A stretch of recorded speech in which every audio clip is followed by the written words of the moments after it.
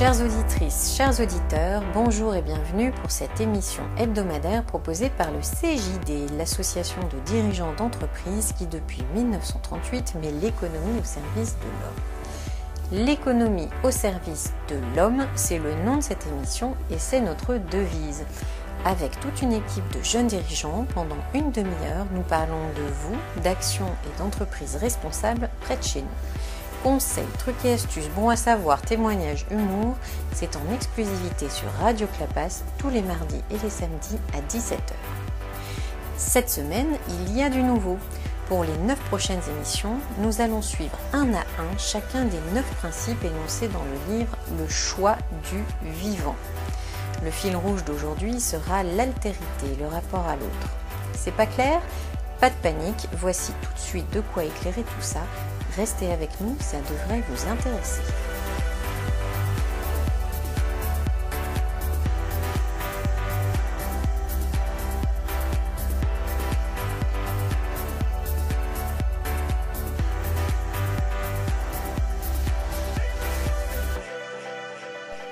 Nos entreprises, ce sont nos biens et services, nos emplois, notre protection sociale, une vie sociale. Pour ouvrir la rubrique « C'est carrément près de chez vous », Richard, Yannick et Anne vous proposent la météo d'un spécialiste de la comptabilité.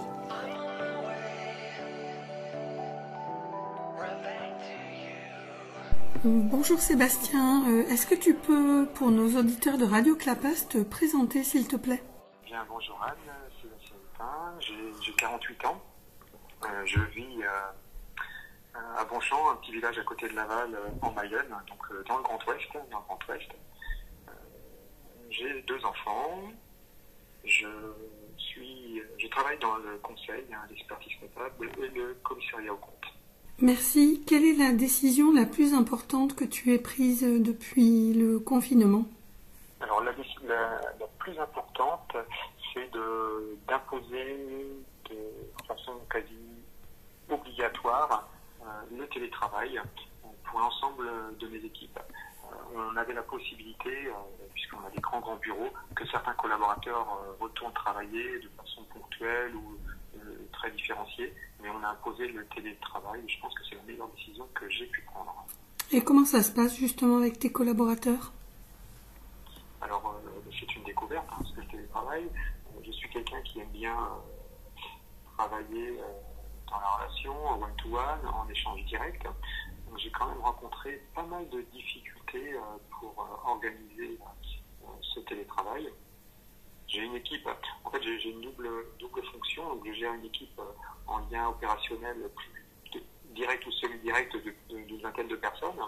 Donc j'essaie d'échanger justement une réunion Teams toutes les semaines avec l'ensemble des collaborateurs en groupe.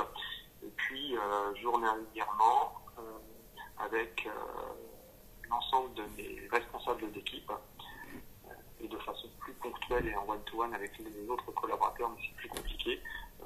J'ai réussi la première semaine à appeler tout le monde et on se fait envahir en fait par le quotidien. Et aujourd'hui, ça me manque un peu de ne pas pouvoir appeler tous les collaborateurs, mais je leur ai promis que si j'avais un SMS dans la journée de leur part, je les rappelais dans la journée.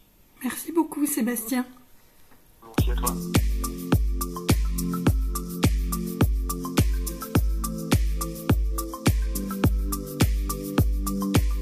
Merci Anne, merci Sébastien. Vous faites partie du CJD, l'association de dirigeants d'entreprises qui vous propose cette émission et dont Pierre est actuellement président. Animé par la volonté de partager avec nous ce que peut être une économie positive, Pierre a invité la semaine dernière et aujourd'hui les co-auteurs du livre Le choix du vivant. Durant les prochaines émissions, nous allons suivre les 9 principes qu'ils y évoquent et ça commence dès aujourd'hui avec le premier, l'altérité. Bonjour à toutes et à tous. Je suis très heureux de continuer avec vous cette semaine la découverte du chemin de l'économie régénératrice. La semaine dernière, nous avons fait la rencontre d'Éric Julien qui nous a parlé du choix du vivant. Cette semaine, je suis allé voir Marie-Hélène Strauss qui a coécrit le livre Le choix du vivant. Essayons de comprendre ensemble ce que veut dire le principe d'altérité. Bonjour Marie-Hélène Strauss, pouvez-vous nous raconter qui vous êtes et également ce qu'est un manager pour vous? Bonjour Pierre, merci de m'accueillir dans votre émission. Alors qui suis-je? Je suis une femme de 50 ans qui travaille dans les entreprises en tant que manager, un très joli mot, depuis plus de 27 ans. Des entreprises différentes, mais avec un point commun, étant toutes internationales et m'ayant amené à voyager à travers le monde et à gérer des équipes multiculturelles dans différentes industries. Je suis également coach pour accompagner ceux et celles qui travaillent en entreprise afin de leur permettre de grandir dans leur posture et dans leur position. Et puis, je suis présidente de l'association Chendukwa ici et ailleurs qui tente d'accompagner des peuples premiers dans la préservation de leur façon de vivre et de leur savoir. Alors, ce qui me caractérise peut-être, c'est que au cours de mon parcours managérial, il y a eu 2 périodes. Une première où j'ai tenté de devenir manager d'après ce que je savais de mes études dans ce monde moderne où les savoir-faire sont plus importants que les savoir-être. Une rupture, une rencontre avec ce peuple premier de Colombie, au cours de laquelle je leur ai posé la question de savoir ce qu'était pour eux un chef d'équipe, et une réponse étonnante, puisque leur réponse a été de me dire que cette position chez eux était celle du soignant. La personne qui mène une équipe est celle qui doit soigner l'équipe et les hommes et les femmes qui la composent. À partir de là, une deuxième phase de vie et de façon de travailler dans laquelle, bien évidemment, ces principes du vivant qu'ils m'ont appris ont été au cœur de mes pratiques. Merci Marie-Hélène Strauss. J'ai compris donc qu'un manager est un soignant. Intéressant dans cette période où nos soignants sont en première ligne. Alors, ce principe d'altérité, je suis curieux. Pouvez-vous nous expliquer de quoi il s'agit concrètement? L'altérité, une vaste notion qui est effectivement le premier chapitre du livre coécrit avec Éric Julien. Pourquoi? L'altérité, c'est avant tout reconnaître l'autre dans ce qu'il est, sa différence, mais également ce qu'il m'apporte. Comme disait Albert Jacquard, il faut prendre conscience de l'apport d'autrui, d'autant plus riche que la différence avec soi-même est plus grande. Alors l'altérité, c'est quoi? Eh bien, pour un manager, c'est avant tout reconnaître la différence de chaque personne de son équipe. Et comme le disait très justement Éric Berne, fondateur de l'analyse transactionnelle, les 3 besoins primaires de tout humain sont la reconnaissance, la structure et la stimulation. Alors s'il n'y a pas reconnaissance de l'autre, il n'y a pas possibilité d'accompagner un humain. Et c'est en ça que l'altérité est si importante. C'est déjà le reconnaître. Après, il y a la façon dont on va gérer cette différence, cet autre qui n'est pas moi, et c'est le rôle du manager. Il va déclencher un mouvement avec des gens et des personnalités différentes, mais surtout, il va devoir savoir canaliser cette altérité. Et à ce moment-là, le premier principe du vivant est la loi qu'a vue Newton et qui a été reprise en biologie comme loi qui permet soit à une cellule de s'épanouir, soit à une cellule de se recroqueviller pour se protéger. C'est la loi du mouvement. Elle est soit créatrice, soit destructrice. Et c'est bien pour ça que le manager qui va canaliser les énergies différentes, de personnalités différentes, de styles différents, va être amené soit à tenter d'en faire une force créatrice, d'innovation, de respect et d'enthousiasme, soit par peur ou tout simplement parce qu'il ne sait pas la force que l'autre peut amener, il va tenter de détruire ces différences. Et à ce moment-là, les personnes vont se recroqueviller, vont être souvent démotivées et peut également surgir conflit, violence. Donc l'altérité est bien la base pour tout manager à comprendre, à travailler, à accepter pour en faire une force créative de dialogue qui va permettre à l'entreprise de pouvoir bénéficier de tous ces autres et de toute leur richesse. Merci, cela est plus clair pour nous. Finalement, c'est une chose que nous savons tous, mais nous oublions rapidement que chacun d'entre nous peut nous ressembler, mais est en fait unique. Mais concrètement, comment un manager peut-il utiliser ce principe du vivant, l'altérité dans son quotidien?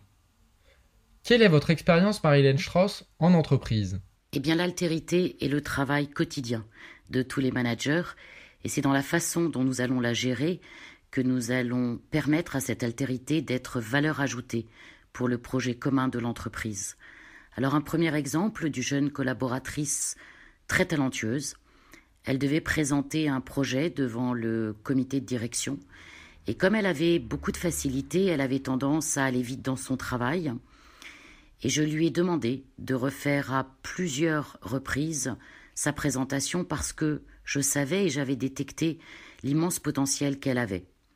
Alors je lui ai dit que j'étais pénible, bien sûr, en lui demandant de retravailler et en même temps qu'elle serait très fière lorsqu'elle le présenterait.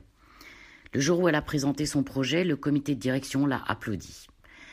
C'est une première situation. Une deuxième situation a été dans le cadre d'un licenciement, une tâche plus compliquée, dans lequel la personne que je devais licencier venait d'Australie et avait donc parcouru la moitié de la Terre pour rejoindre mon équipe.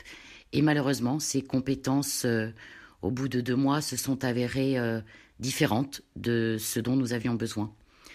Alors, ça m'a permis de vivre une situation compliquée dans le respect et la bienveillance afin de l'accompagner vers le retour chez elle sans endommager l'être humain et en lui permettant également de ne pas être démoli par cet échec.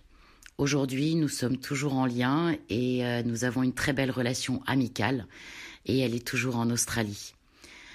En fait, dans la gestion de l'altérité, ce qui va être déterminant, c'est le cadre que nous posons avec nos équipes de manière à avancer dans un chemin commun.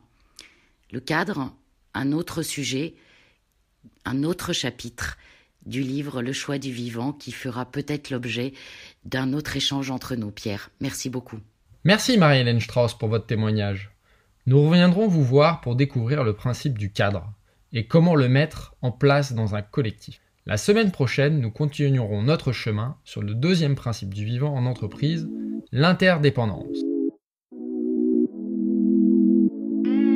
Mettre l'économie au service de l'homme et non l'inverse, c'est l'engagement commun des 5500 dirigeants d'entreprise actifs dans le CJD.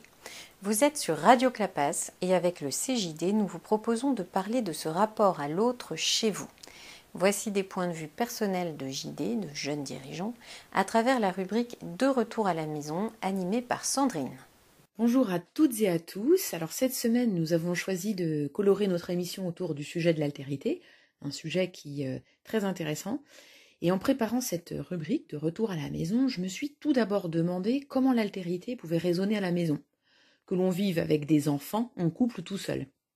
Quand j'ai fait un appel à témoins auprès des JD de Montpellier, et aussi des JD de Nîmes, l'un d'eux m'a demandé si c'était possible de témoigner sur l'altérité, même si on n'y connaissait rien en musculation. Alors, je vous avoue que ça m'a fait rire. Il faut savoir que le JD, il a de l'humour. Et surtout, il aime les mots simples. Alors, questionner l'altérité quand on est confiné à la maison, ça aussi, c'est pas très simple. D'une part, parce que le terme n'est pas toujours bien compris, et puis aussi, une fois qu'il est compris, je dois dire qu'il gratte. Alors, passez-moi l'expression. Je suis donc allée dans le dico des définitions, et très simplement, il est dit que l'altérité, elle implique de se mettre à la place de l'autre, en alternance avec son propre point de vue et celui des autres. Bon, une forme d'empathie en quelque sorte. En fait, cela signifie surtout que l'altérité, c'est une volonté de compréhension qui encourage le dialogue et qui favorise les relations pacifiques. Je me suis donc demandé comment, dans cette période de confinement, l'altérité a été mise à l'épreuve à la maison. Alors, je suis allée voir Marianne. Bonjour Marianne, merci d'être avec nous sur Radio Clapas. Vous êtes JD à Nîmes et puis surtout dirigeante d'une agence de communication web, Joli Projet. Vous êtes confinée avec votre conjoint qui lui aussi travaille et on aimerait savoir si le rapport à l'autre il a évolué pour vous depuis un mois. Alors en ce moment, chez nous, le rapport à l'autre, il est un peu plus complexe parce qu'on est privé d'indépendance ou de liberté de mouvement, un peu comme tout le monde. C'est donc un peu moins choisi que de passer autant de temps ensemble. Bon, par contre, on est deux, on se serre les coudes, on s'épaule plutôt bien, et puis on n'a pas d'enfants auxquels on doit faire l'école tous les jours, et ça c'est vraiment facilitant parce que personne ne sacrifie son temps par rapport à l'autre. Et puis, autant on tient bon à deux, autant c'est un peu plus dur de supporter la bêtise extérieure, celle qu'on peut voir par exemple à la télévision. On est plus en repli sur nous et donc on est un peu moins tolérant. Eh bien, merci Marianne pour ce premier témoignage. Alors, j'ai noté que vous n'aviez pas d'enfants et que vous n'aviez donc pas à faire l'école aux enfants, ni à sacrifier votre temps, comme vous le dites. Eh bien voilà, moi j'aimerais qu'on en parle dans cette émission. Et déjà, je voudrais vous poser la question suivante. Est-ce que vous savez qu'en période ordinaire, à la maison, les femmes en font plus que leurs conjoints ? Et que cela a peu évolué en 30 ans. Elles réalisent 72% des tâches ménagères et 65% des tâches parentales pour en moyenne, tenez-vous bien, 1h30 de travail quotidien supplémentaire par rapport aux hommes. Alors c'est pas moi qui le dis, c'est une enquête de l'INSEE qui date de 2012 et écoutez, malheureusement, en 2019, dans un rapport de l'IFOP, cette situation très inégalitaire, elle est à nouveau confirmée. Dans lequel, en fait, globalement, 73% des femmes interrogées déclarent en faire toujours plus que leurs conjoints. Alors, avec le confinement, on peut imaginer qu'une augmentation des inégalités déjà préexistantes dans les couples est à craindre. La charge mentale des parents, elle augmente, et celle des femmes, je ne vous en parle même pas. Entre les menus pour la semaine, la confection d'emploi du temps pour la classe à la maison, les courses, le babysitting, etc. Bref, autant de nouvelles tâches qui doivent être assumées dans les foyers. Alors, je suis allée interroger Claude-Éric, qui est marié à Karine. Il est papa d'un petit Clovis de 7 ans, agriculteur et aussi membre du CJD. Sa femme Karine, elle travaille à Montpellier avec, en temps normal, une journée de télétravail par semaine. Mais là, depuis plus d'un mois d'ailleurs, elle est confinée à la maison avec sa petite famille. Alors bonjour Claude-Éric. Déjà, avec ce que je viens de raconter, diriez-vous également que les femmes en font plus que les hommes à la maison ? Et si c'est le cas, qu'en pensez-vous ? Bonjour Sandrine, et merci de me donner la parole. Il est clair qu'à l'heure actuelle, les femmes ont une charge de travail à la maison supérieure à celle des hommes. La cuisine, le ménage, les courses, le linge, s'occuper des enfants, de leurs toilettes, de leur faire les devoirs. Je reconnais que cette répartition n'a plus vraiment lieu d'être. Il faut donc s'efforcer de partager plus équitablement ces tâches. Il faut aussi que nous, les hommes, prenions conscience de ce nouveau rôle à jouer dans les familles. Et alors, avec le confinement, votre femme qui est de retour à la maison, Claude-Éric, de retour à la maison à temps plein, comment vous répartissez les tâches ? Avec le confinement, nous avons essayé de rebattre les cartes. Mon épouse s'occupe de la cuisine et du linge. Je m'occupe du ménage, de la vaisselle et de garder mon fils pendant ses heures de télétravail. Mais je sais que cela reste insuffisant. Nous espérons faire mieux et surtout pérenniser cette répartition dans le temps. Eh bien, merci Claude-Éric pour votre témoignage. Vous avez donc rebattu les cartes. Eh bien, voilà, chers auditeurs, chères auditrices, cette période n'est-elle pas un moment justement propice pour repenser cette répartition et rebattre les cartes, justement ? Je crois que ce confinement, il est vraiment l'occasion de regarder ensemble les tâches ménagères et familiales qu'il y a objectivement à remplir. Et puis, tous sous le même toit, c'est difficile de ne pas voir qu'un ménage ne se fait pas magiquement, ou qu'une lessive ne consiste pas seulement à mettre des vêtements dans la machine, n'est-ce pas ? Alors, si vous n'avez pas encore remis à plat votre organisation à la maison, il n'est pas trop tard. Surtout pour faire en sorte que l'organisation tienne sur la longueur. Et puis, on peut toujours rêver, pourquoi pas après le confinement. Il peut être vraiment utile de la matérialiser par un planning, par exemple. Alors oui, encore un, vous me direz. Vous pouvez imprimer un tableau, par exemple, avec toutes les tâches domestiques habituelles, dans un appartement ou dans une maison, et vous verrez que ça vous permettra vraiment une prise de conscience sur le temps que chaque tâche prend, par exemple. Alors, il faut être clair, avec ou sans enfants, l'organisation équitable ne se fera pas d'elle-même. La charge mentale des femmes n'est pas un mythe, messieurs. C'est aussi ce que nous rappelle Aurélia Schneider, qui est psychiatre et auteure de La charge mentale des femmes aux éditions Larousse. Elle nous invite à repenser l'organisation du couple autour d'un canevas avec des temps égaux pour chacun. Un temps de télétravail, 2 soutiens aux enfants, 2 tâches ménagères, 2 repos tous ensemble, et enfin de repos seul pour récupérer. C'est vraiment important.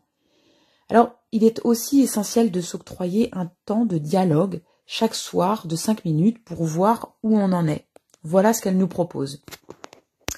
Et puis, si vous avez envie de mieux comprendre cette charge mentale ou la charge émotionnelle que vivent les femmes, eh bien, la dessinatrice Emma l'a brillamment mis en lumière dans son tome 3 qu'elle a intitulé « Le pouvoir de l'amour ». Alors, vous y avez accès sur Internet, sur www.emmaclit.com. Emma, C-L-I-T.com. Alors, quand Éric Julien nous invite à faire de l'altérité une force créatrice et non destructrice, afin de tenir à distance violence et barbarie, eh bien, selon moi, il n'y a pas qu'un chemin pour y parvenir, mais un seul, celui de l'amour. Je crois profondément que seul l'amour de l'autre peut nous permettre de se mettre à sa place. Alors, ouvrez vos cœurs et aimez. Partez!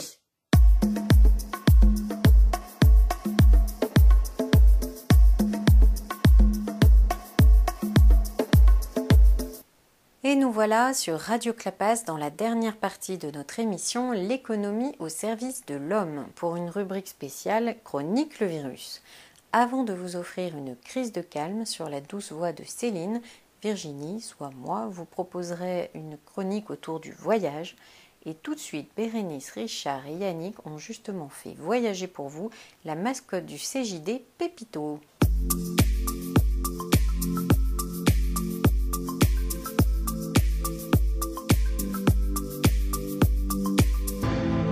Je suis un super JD, je m'appelle Pépito. D'habitude, je participe à toutes les fiestas, je vais de boîte en boîte. Je suis l'ami intime de 5000 dirigeants. Retrouvez mon actu sur Facebook @Pépito, le super JD.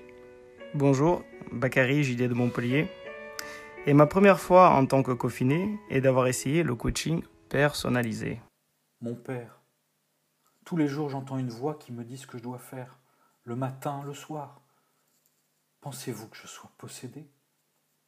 Mais non, mon fils, tu es juste marié. Vu qu'on ne pourra pas retourner à l'école tous en même temps, moi j'ai une idée.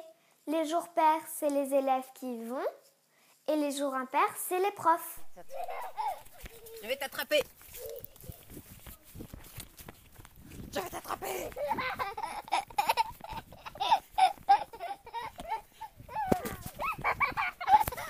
Déjà 10 jours de confinement, coincé dans ton appartement. J'ai écrit cette chanson pour toi, pour qui bosser c'est pas la joie. Pas facile de se motiver, mais faut arrêter la télé. Sur ton ordi te connecter, t'as juste un clic pour y arriver. Tu bosses ou quoi ? Certains jours c'est sûrement dur, mais faut que tu penses au futur. Tu bosses ou quoi? Et c'est vas-y, y a plus qu'à. Tu bosses ou quoi? Monsieur Robert Lacoste, ministre de la Production industrielle, est venu sur place se rendre compte des résultats d'une expérience passionnante. Au lendemain de la libération, on a arrêté Monsieur Berliet. Mais on n'a pas pour cela arrêté les usines. Bien au contraire, en l'absence forcée de Monsieur Berliet, la direction est assurée aujourd'hui par les techniciens et les ouvriers de l'entreprise. Et ils ont montré qu'ils savaient prendre leurs responsabilités, reconstruire et produire. Sous cette nouvelle gestion où les ingénieurs, la maîtrise et les ouvriers travaillent côte à côte, une grande œuvre a été entreprise avec courage et avec joie. J'espère que ça vous a plu, vous me retrouverez tant que je serai confiné. En attendant, vous pouvez me retrouver sur Facebook, @Pépito, le super JD.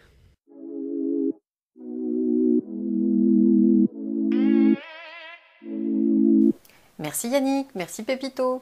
Vous vous entendez super bien et pourtant vous êtes très différents. L'un est en chair et en os avec un bouc et l'autre jaune dodu et molletonné. Un bel exemple d'altérité, le thème de notre émission. Aujourd'hui, pour cette nouvelle chronique Le Virus, je souhaite partager avec vous quelque chose de personnel ou comment un voyage a changé ma vie.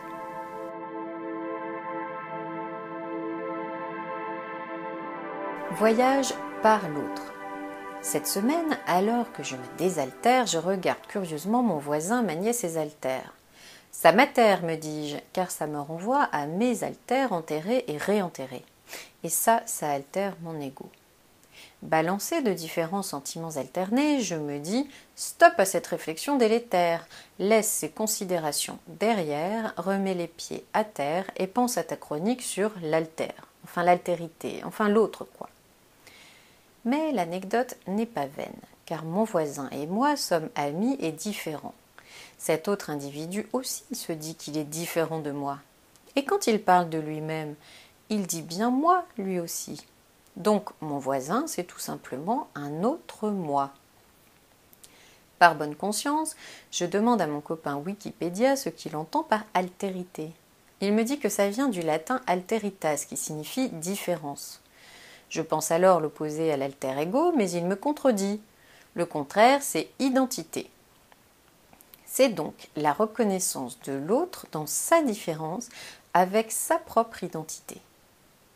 Partir à la rencontre de l'autre, c'est déjà voyager. Et voyager, c'est partir en quête d'un lieu, en quête de soi et en quête de l'autre. Mon voyage de noces a duré 1 an, 50 000 km sans avion en Eurasie, 200 lits différents et des centaines de rencontres. Je recommande, car c'est à la fois une aventure passionnante, un apprentissage et une thérapie. C'est un retour à l'essentiel, un enrichissement intérieur à la redécouverte de soi et des autres.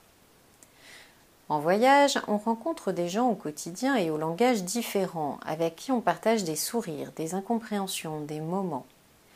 Les enfants, sans pudeur, examinent notre physique bizarre. On apprend d'eux, on ne les reverra sûrement jamais, mais ils sont là, avec nous, et on ne voudrait pas qu'il en soit autrement. En voyage, on savoure des rencontres croustillantes.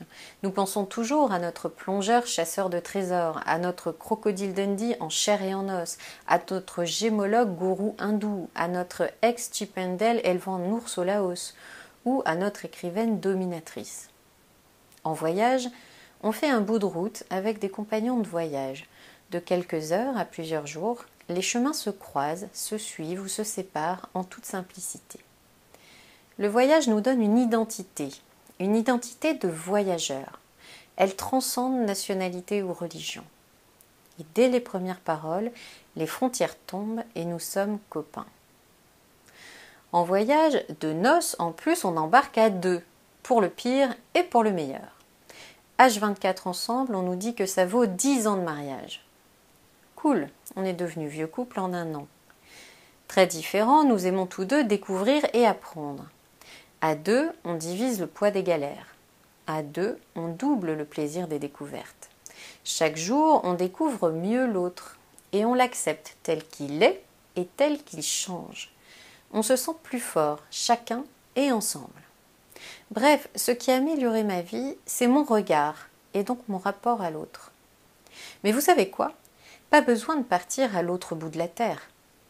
En allant vers l'autre, en le reconnaissant comme le trésor qu'il est, avec curiosité et sans jugement, vous créerez un brin de magie. Alors voyagez, vivez juste l'autre autrement. On est toujours le con de quelqu'un et tant pis pour lui, disait le chroniqueur Jean Dion. J'ajoute, on est toujours l'autre de quelqu'un, tant mieux pour moi et tant mieux pour lui.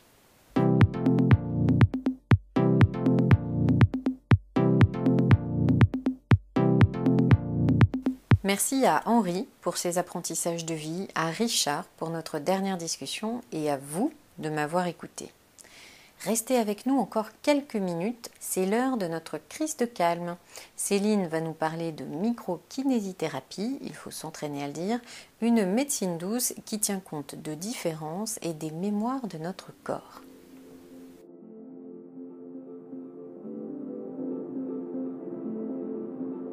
Bonjour chers auditeurs de Radio Clapas, je suis ravie de vous retrouver pour notre rubrique Crise de calme. Notre corps est une machine bien rodée. Au quotidien, notre organisme s'adapte, se défend et s'autocorrige face aux agressions venant de l'extérieur sans même que l'on s'en aperçoive. Ce phénomène naturel d'auto-réparation s'effectue en silence. Les plaies se cicatrisent, les os se ressoudent, les agents infectieux sont détruits et les chocs émotionnels évacués. Et pourtant, un grain de sable peut parfois venir perturber ces merveilleux mécanismes et entraîner de nombreux problèmes. Douleurs, baisse de l'immunité, blessures à répétition, hypersensibilité émotionnelle, mais comment relancer un corps qui n'arrive plus à se défendre ? Chaque semaine, nous allons découvrir ensemble une technique de médecine douce pour vous aider à choisir celle qui vous correspond. Aujourd'hui, je vous présente la microkinésithérapie. Au quotidien, notre organisme subit des agressions de type traumatique lorsque l'on prend un coup, environnemental avec les virus, la pollution, ou émotionnel lorsque l'on fait face au stress. Face à ces éléments extérieurs, le corps met en place un ensemble de mécanismes de défense qui visent à reconnaître l'agresseur et à produire une immunité afin de l'éliminer. Mais parfois, l'agression est trop forte ou mal identifiée. L'organisme n'est plus capable de trouver la solution. La vitalité du tissu corporel concerné va alors être altérée. Il y a mémorisation de l'agression et l'accumulation de ces mémoires va faire apparaître un jour un symptôme, une douleur, voire une maladie. La microkinésithérapie est une technique manuelle de soins qui vise à rechercher les cicatrices tissulaires laissées par ces agressions et à relancer les mécanismes naturels d'auto-réparation. La microkinésithérapie a un large champ d'action. Elle est indiquée pour des troubles physiques tels que des douleurs articulaires et musculaires, des troubles psychiques tels que l'anxiété, les phobies, les troubles du sommeil ou des troubles d'origine environnementale tels que les allergies, les effets secondaires de chimiothérapie et bien d'autres encore. Voyons ensemble comment se déroule une séance de microkinésithérapie. Après avoir signalé les motifs de sa consultation, la personne s'allonge sur la table de massage en restant habillée. Par une palpation spécifique, le microkinésithérapeute évalue l'état de fonctionnement de l'organisme. Une cicatrice d'agression non identifiée se manifeste par une sensation de restriction entre les mains du thérapeute. Le microkiné va alors stimuler cette cicatrice afin que l'organisme reconnaisse les désordres qu'il n'a pas su gérer et relance son mécanisme réparateur. Après la séance, le corps va entamer un travail afin d'éliminer naturellement les mémoires qui l'affaiblissaient. Une séance de microkinésithérapie dure de 45 à 60 minutes. Le plus souvent, une seule séance permet de corriger le problème pour lequel le patient est venu consulter. Votre thérapeute vous conseillera éventuellement une seconde séance espacée d'1 mois ou plus en fonction du bilan initial. La microkinésithérapie s'adresse à tout patient, du nourrisson au 3e âge. Il n'y a pas de contre-indication puisqu'il n'y a pas de manipulation. Cette technique est pratiquée par des professionnels de santé, kinésithérapeutes ou médecins. Vous l'aurez compris, la microkinésithérapie permet de relancer naturellement notre organisme à reconnaître ce qui a entravé son fonctionnement et ainsi retrouver forme et vitalité. Alors, si vous aussi vous souhaitez vider le trop-plein accumulé, vous libérer des cicatrices du passé et privilégier la prévention à la réparation, n'hésitez plus, offrez-vous une séance de microkinésithérapie. Et en douceur, après ces instants de médecine douce, bon atterrissage chez vous. Nous arrivons à la fin de cette émission dédiée à l'altérité, au rapport à l'autre. Merci à l'équipe de Radio Clapas pour son accompagnement et merci aux jeunes dirigeants du CJD de partager leurs valeurs pour mettre l'économie au service de l'homme et non l'inverse. L'émission sera rediffusée samedi à 17h et vous pouvez en retrouver le podcast sur le site radioclapas.fr. Nous vous donnons rendez-vous mardi prochain à 17h et nous parlerons d'interdépendance. Justement, nous dépendons de vous et si vous avez des questions, des suggestions, surtout n'hésitez pas à partager-les avec nous sur la page Facebook du CJD Montpellier. D'ici là, prenez soin de vos proches et de vous.